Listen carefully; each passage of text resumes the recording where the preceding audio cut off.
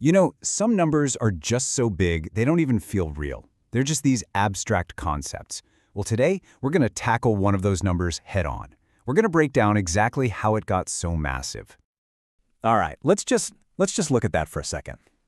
$393 billion. That's the staggering net worth of Larry Ellison as of November 2025. I mean, it's an almost unimaginable figure. So the big question is, how? Right? How on earth does one person build a fortune like this?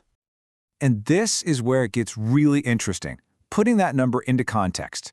At $393 billion, Ellison isn't just rich. As of right now, he is the world's second richest person.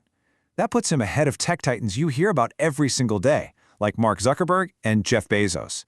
We're talking about the absolute peak of the financial world. So, to really understand the how, we've got to go right to the source. And the answer, well, it starts with the company he co-founded decades ago, a company that has completely transformed itself into a modern AI money machine. This chart really says it all, doesn't it? That massive slice of the pie, that's his 41% stake in the software giant Oracle. So yeah, he's got other valuable assets. We'll get to those. But the vast majority of his wealth is tied directly to this one single company. So what's been driving Oracle's incredible performance? What's the secret sauce? Well, it really comes down to two little letters: AI. See, Oracle made a huge bet on providing the raw, high-performance computing power that all these AI companies desperately need to train their models. And that pivot, that strategic move into AI-fueled cloud computing, became the engine behind this massive explosion in value.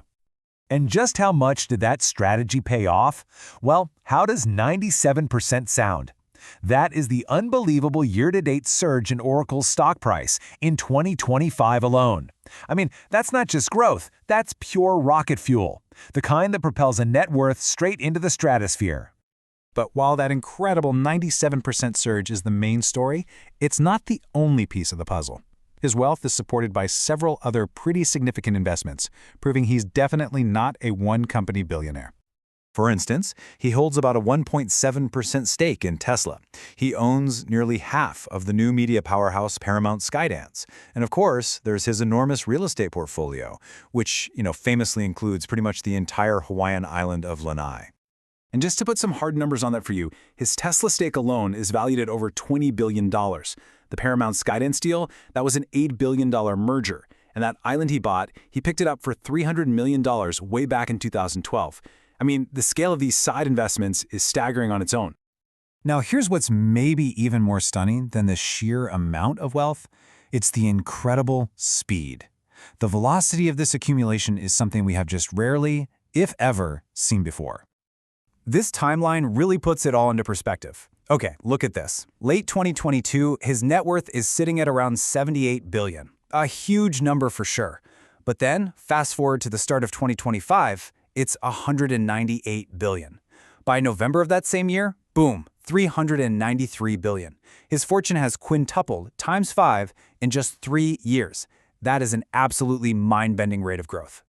And this just captures the peak of that incredible surge. On September 10th, 2025, for a moment in time, he actually became the richest person on the planet.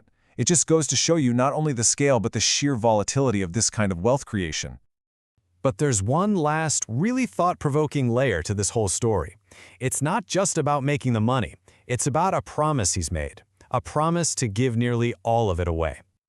And this is the main vehicle for that promise. The Ellison Institute for Transformative Medicine. Its mission is, well, incredibly ambitious. They want to apply the very same AI technology that fueled his fortune to solve some of the world's biggest challenges in healthcare and climate change. So this sets up a really fascinating contrast, right? On one side, you have this fortune that's growing at a historic, almost unimaginable rate. And on the other, you have a pledge to give 95% of it away. But because the wealth is growing so much faster than it's being given away, some people have started to raise questions about the pace and, well, the execution of that promise. And that really leaves us with a final, provocative question. When a fortune is generated this quickly, on this kind of massive scale, can the mechanisms of philanthropy and the promises people make actually keep up? It's a question that might just define this whole new era of hyperwealth.